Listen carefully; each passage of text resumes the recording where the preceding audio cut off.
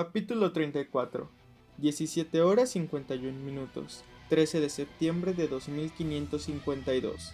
Fecha revisada según el calendario militar. A bordo de la estación de combate Unyaldin Hierophant. Jon se retorció. Intentó apartar las manos del alienígena de su garganta. Los tendones de los antebrazos del Brute eran tan sólidos como bandas de acero. Y la criatura estaba tan decidida a arrancarle la cabeza a Jon que ni siquiera vaciar un cargador de fusil directamente contra su pecho le habría detenido. Tras él, Jon sintió como otra explosión hacía vibrar el suelo de piedra, seguida por el traqueteo de los disparos de un fusil. El equipo azul estaba ocupado con otra amenaza. Esta era toda suya. Jon parpadeó. La oscuridad que estrechaba su campo de visión no desaparecía. Jon observó cómo la barra de estado del escudo parpadeaba y empezaba a recargarse lentamente. Si lograba reunir suficiente fuerza de repulsión, quizá tendría una oportunidad de liberarse del agarre del Brute. Si lo intentaba demasiado rápido, el Brute no lo soltaría y sus escudos volverían a caer. El Brute rugió, y unos glóbulos de saliva rociaron el visor del jefe. Se acercó más a él, mientras le apretaba todavía más la garganta. La visión de Jon se estrechaba cada vez más. La tráquea se le hinchó y sintió arcadas. Los escudos estaban a un cuarto de su carga completa. Tendría que bastar. Jon se había encontrado con anterioridad con llaves letales similares en sus interminables horas de entrenamiento sobre las colchonetas de lucha libre, contra sus compañeros y los especialistas en artes marciales que les traía el jefe Méndez. Había formas de escapar de un enemigo mayor y más fuerte, y siempre había movimientos para contrarrestar esas formas de escapar, y movimientos para contrarrestar aquellos movimientos. Era como una partida de ajedrez, en que las piezas fuesen los brazos, las piernas, los torsiones y tu masa. Y la más importante, tu mente. Alzó las rodillas hacia el pecho mientras hacía descender el torso hacia la pelvis. Se giró 90 grados, lanzó disparados tanto brazos como piernas y desenroscó el cuerpo. Era la estrategia de la gamba. La cabeza de Jon se liberó de las manos del Brute. Aprovechó el segundo de desorientación del monstruo para saltar a su espalda. Jon colocó su codo en la base del cuello del Brute. Tomó el codo de su enemigo y lo tiró hacia atrás.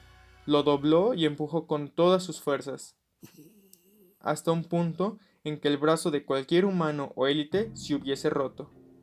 Jon separó las piernas y empujó contra el suelo con fuerza, hasta usar su propio cuerpo como palanca para mantener sujeto al Brute. Este rugió y se alcanzó del suelo, asimismo y a Jon, con el brazo que le quedaba libre.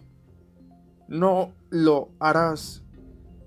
Jon aún sostenía una granada de fragmentación en la mano izquierda.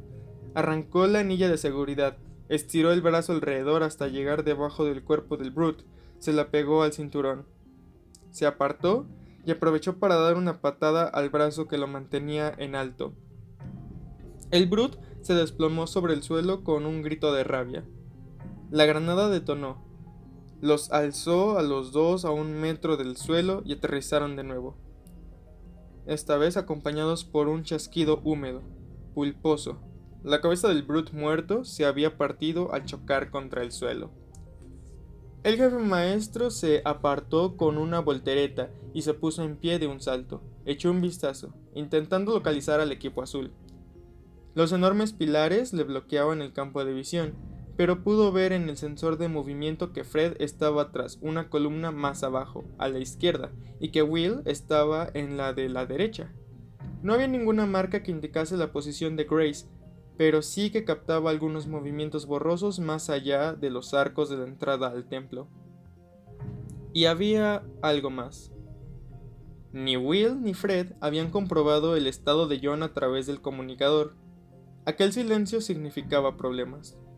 Jon buscó a tientas su sonda de fibra óptica, pero la había perdido durante la escaramuza contra el Brute. Rodeó la columna. Grace estaba en el suelo, cara abajo, a 5 metros de la entrada del templo. Un charco de gel hidrostático mezclado con sangre cubría el suelo a su alrededor. John emitió un chasquido a través del comunicador. Era la comprobación de estado. En el mismo instante en que lo hizo, 2 brutes salieron de su escondite a cada lado del arco de entrada. Sostenían fusiles con bocas de gran calibre y mangos acolchados que sujetaban hojas afiladas. Uno de los brutes vio a John, apuntó y disparó. John dio un salto para esconderse tras una de las columnas de basalto. Vio el destello y escuchó el estruendo de una granada que disparaba aquella arma, y oyó cómo disparaban 2 proyectiles más.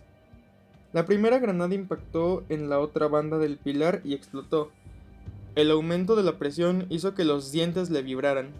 El jefe se dio la vuelta y se lanzó al suelo, esperando poder esconderse detrás de la siguiente columna de piedra antes de que...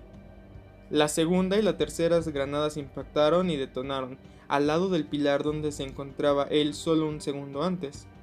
La piedra sólida se despedazó en trozos del tamaño de puños. El jefe patinó y buscó un lugar en el que refugiarse mientras la parte superior de la columna se hundía y llovían pedruscos que destrozaban el suelo, y lo hubieran podido aplastar a él. Ese había sido el resultado de enfrentarse contra aquellos brutes en combate directo. John no podría aguantar otra pelea mano a mano, y menos teniendo en cuenta que se le acababa el tiempo, ni con todos los miembros del Covenant que se encontraban a la estación dispuestos a despedazarlo. Y lo que complicaba más las cosas era la aparente habilidad del enemigo para localizarles cada vez que usaban la radio. Eso solo le dejaba una opción estratégica: huir. Pero no iba a dejar a Grace atrás, al menos no hasta asegurarse de que estaba muerta. Se descolgó la mochila de la espalda y tomó dentro de una de las 2 minas antitanques Lotus. El disco tenía 1/4 de metro de diámetro, con agujas que salían por el borde para estabilizarlo cuando estuviesen enterrado. Situó el seleccionador de detonación en cuenta atrás, de 7 segundos, y se deslizó por el borde de la columna. Tiró la mina con un movimiento de muñeca, se desplazó por el templo en un amplio arco y se pegó en el muro que había justo encima de la entrada. Faltaban 2 segundos para que explotara. John encendió el comunicador. ¡Fuego en la trinchera! Los brutes se movieron, abandonando su escondrijo, y alzaron sus letales lanzagranadas. La mina Lotus detonó. Fue un destello, un instante de fuego. La abertura del templo y de los brutes se vaporizaron, reemplazados por una nube de polvo y una cascada de piedras que caía del techo. Un brazo gris surgió de los cascotes, todavía se movía. John se acercó. La entrada estaba sellada. Durante unos segundos estaban a salvo. Se arrodilló al lado de Grace. Sus signos vitales mostraban una línea plana. Intentó darle la vuelta, pero no fue necesario. Las detonaciones que había oído mientras se enfrentaba al primer brute habían pertenecido a 3 de sus granadas de alta velocidad, y le habían arrancado el torso a Grace. Fred y Will salieron del lugar donde se cubrían. John les miró y meneó la cabeza. John abrió el pequeño panel de acceso de la sección de energía de la armadura de Grace y tecleó el código de seguridad. Todavía tenía que acabar una misión, lo que significaba que no podría llevársela con ellos. Le frenaría demasiado, pero tampoco dejaría que cayera en las manos del Covenant. El pequeño reactor de fusión de la armadura se sobrecargaría y lo quemaría todo en un radio de 10 metros. Sería la pira funeral de Grace. «En marcha», ordenó John. «Cortana, ¿por dónde?» «Adéntrense 20 metros en el templo. Giren a la derecha.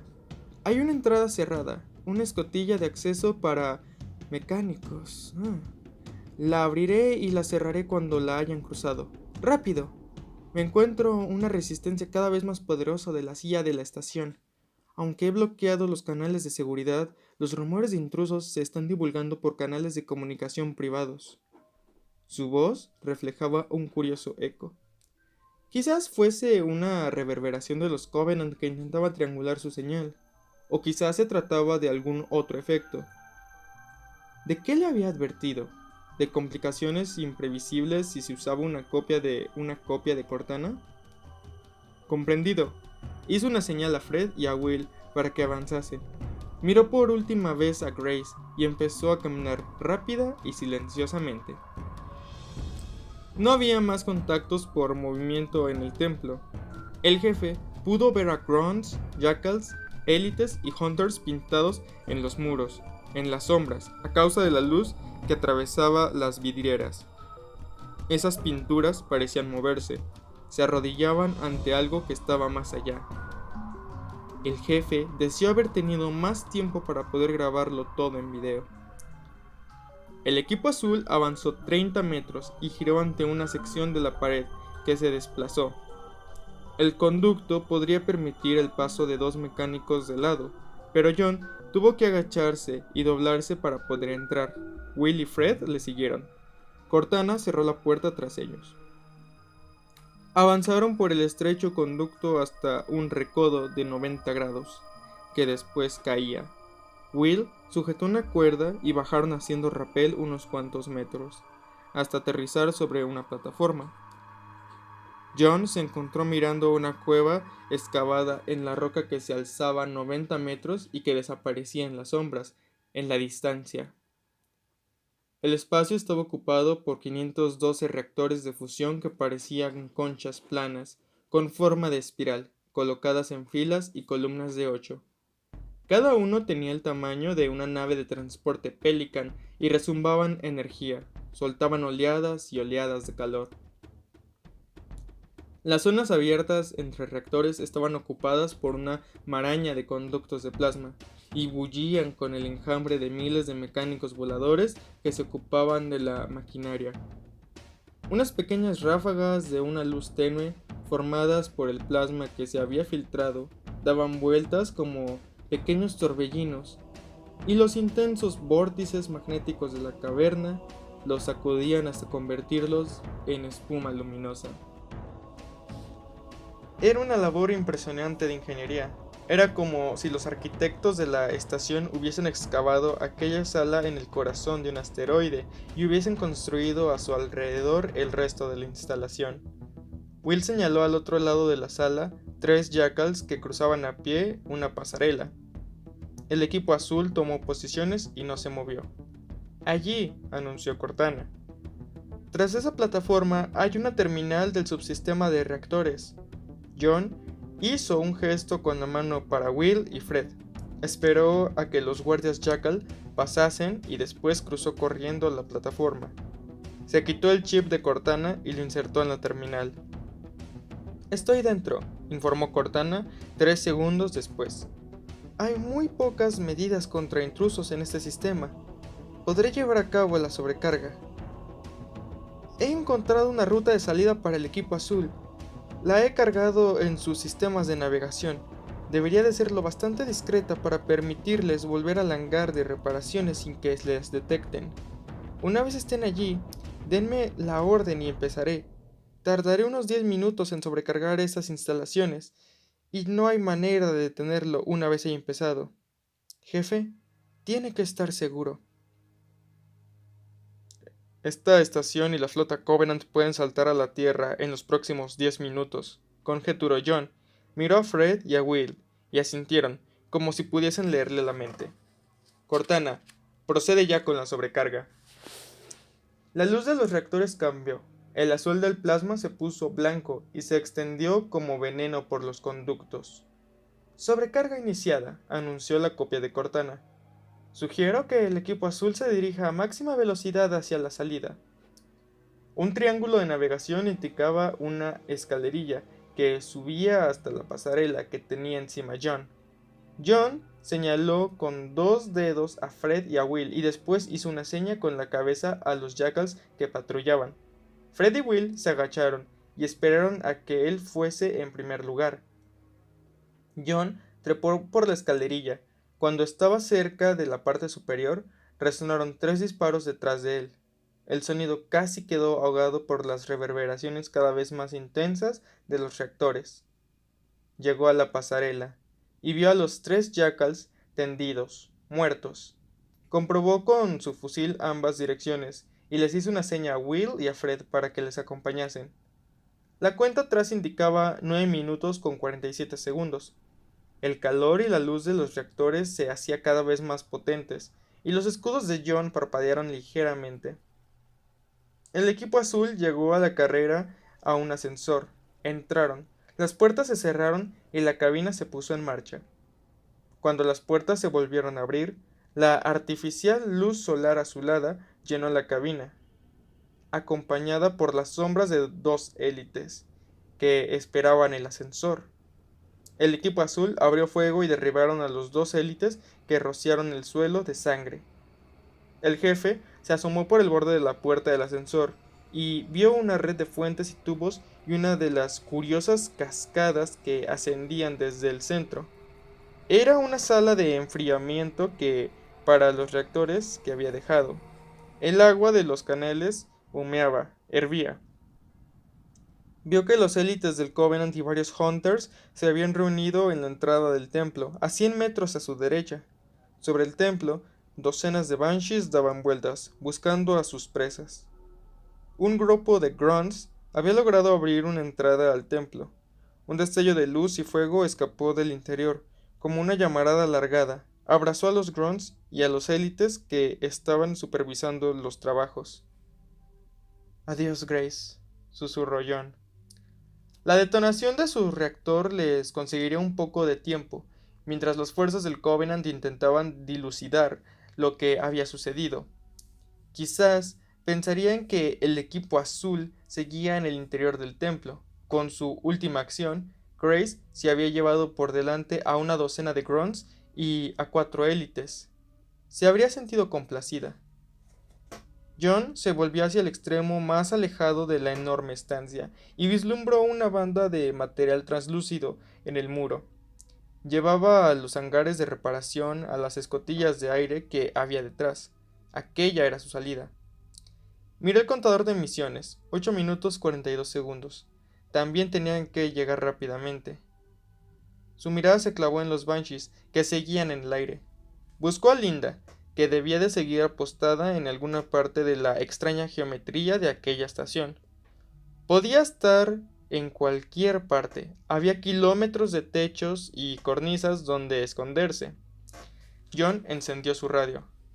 «Linda, no contestes. El Covenant triangula nuestras señales. Espero que lo hagan ahora y envíen unos cuantos Banshees a reconocer esta zona. Cuando se acerquen a la planta de enfriamiento, acaba con los pilotos. Necesitaremos sus vehículos». No hubo respuesta.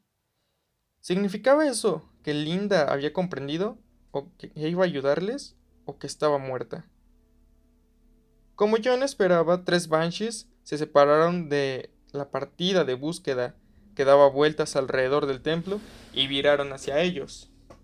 John hizo un gesto a Fred y a Will que salieran del ascensor y se adentrasen en el bosque de tubos humeantes. Se dispersaron, buscaron un lugar donde cubrirse y apuntaron contra los Banshees. Las naves alienígenas se acercaron, empezaron a frenar y viraron de nuevo, de vuelta al templo. John pulsó 3 veces su comunicador. Los pilotos élite giraron otra vez inmediatamente y aceleraron hacia su posición. Una de las naves entró de frente en una clásica maniobra para disparar. Los cañones de plasma se calentaron y chisporrotearon, llenos de energía. Se acercaba una descarga inminente. La nave dejó escapar una rociada de sangre. El piloto cayó hacia adelante y presionó al máximo el acelerador. El Banshee cruzó el aire a toda velocidad. Chocó contra una torre recolectora de agua y se tambaleó hasta el suelo. «Linda», susurró John, e intentó localizarla.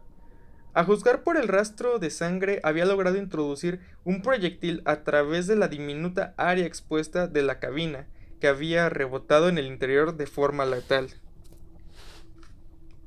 Miró hacia lo que debería de ser su posición. Lo más seguro era que el disparo hubiese surgido de atrás, arriba. Entre los techos de la enorme sala había muchísimas pasarelas. Debía de estar en alguna de ellas. Los dos Banshees que quedaban aceleraron en dirección al equipo azul. Los cañones de plasma destellaron y se colocaron en una trayectoria plana. John, Fred y Will alzaron los fusiles. Se oyó el sordo disparo de un fusil de precisión y otro Banshee se desplomó con el piloto muerto sobre el suelo gracias a las habilidades de Linda. El último piloto viró hacia estribor, sin saber qué había acabado con sus dos camaradas. Lo único que sabía es que tenía que retirarse de aquella área si quería seguir con vida. Al llegar al punto más elevado de su curva, la nave frenó. John no podía decir exactamente de dónde había surgido el disparo, pero un tercer proyectil disparado proveniente de un fusil de precisión rebotó en el interior de la cabina. El Banshee cayó dando vueltas hasta que se detuvo de golpe, con el morro clavado en el suelo. 3 disparos imposibles, 3 bajas. Habían sido unos disparos excelentes, incluso para Linda, los mejores que John hubiese visto en su vida. Echó una nueva ojeada a la estación, alrededor de esta, por encima de los edificios, las agujas, las pasarelas, los tubos de tráfico. Le era imposible localizarla. John hizo un gesto a Fred y a Will y señaló los Banshees caídos. Él corrió hacia el que seguía dando vueltas sobre el suelo, ya sin piloto, con el armazón arrastrándose contra el suelo, levantando chispas sobre las baldosas. Montó encima, apretó el acelerador y apuntó al muro más lejano. Mantuvo su mano plana y la bajó, para indicar a Fred y a Will que debían de mantenerse a poca altura, casi pegados al suelo. Él se elevó ligeramente y se adentró en los techos de cúpulas ladeadas, con estatuas de héroes élite con las espadas alzadas. Los Grunts y los Jackals se dispersaban a medida que él se acercaba, y John empezó a dispararles. Se apartó a un lado cuando atravesó una cascada de agua que caía de un lado al otro de la estación. 4 cazas Banshees se lanzaron tras él. John empezó a moverse en zigzag y de delante a atrás. Un par de rayos de plasma chisporrotearon por encima de su cabeza. Se arriesgó a mirar a su espalda y vio que 2 de los Banshees caían. Un momento después chocaban contra la superficie. Todavía le cubrían las espaldas. Descendió hasta el nivel del suelo, se adentró en una calle y derrapó para girar por otro callejón. Las sombras de los Banshees le pasaron por encima. Apretó el acelerador al máximo y se dirigió directamente hacia el muro del fondo. Will y Fred habían aterrizado sus casas y se habían agazapado al lado de la ventana de 1 metro de ancho que separaba aquella sección interior y el hangar de reparaciones. John colocó su Banshee al lado de los otros. Se sacó la mochila que colgaba en su espalda. Buscó en su interior y le pasó a Fred la última mina antitanques Lotus. Colócala en la ventana y prepara un detonador remoto. A continuación, se arriesgó a abrir un canal de comunicaciones con la copia de Cortana que seguía en el sistema de la estación. Cortana, ¿puedes abrir los conductos de aire del hangar de reparación? Un jadeo de voces llenaron el comunicador, todas hablando al mismo tiempo, gritando para que se las oyera por encima de las otras. Todas las voces eran de Cortana. Al final, una logró sobreponerse a las otras. Jefe, he creado una copia dedicada exclusivamente a comunicarse contigo. Adelante, por favor. ¿Cuántas copias hay de ti? Lo desconozco, centenares. La CIA Covenant me estaban abrumando, tuve que hacerlo. Es difícil, muchos errores en mis sistemas. Filtrando por todos los subcanales de información. En respuesta a tu pregunta original, sí, puedo superar los cierres de seguridad y abrir los conductos de ventilación. Mis sistemas se están fragmentando. No podré seguir existiendo en este estado coherente mucho más tiempo. John miró los kilómetros de ciudad. Tanques Braid avanzaban por las calles. Legiones de Grunts, Jackals y élites se apresuraban a ir de edificio en edificio, disparando contra objetivos que no estaban allí. Los Banshees y los Grunts zumbaban por el aire, como una nube de moscas. La cuenta atrás de la misión de John indicaba 7 minutos 45 segundos. Linda, ¿estás allí?, les dijo a Will y a Fred. Este empezó a decir algo, pero John le interrumpió. Si no ha vuelto en 3 minutos, vuelen la ventana y escapen. Fred no dudó, pero al final asintió. No puedo abandonarla, dijo John, mientras apretaba el acelerador de su Banshee. No, si sigue con vida. Las últimas palabras de la doctora Halsey se repetían en la mente de John. Debería haber salvado cada una de las vidas humanas. No importa a qué precio. Llegaría a Linda y la sacaría con vida, o moriría en el intento.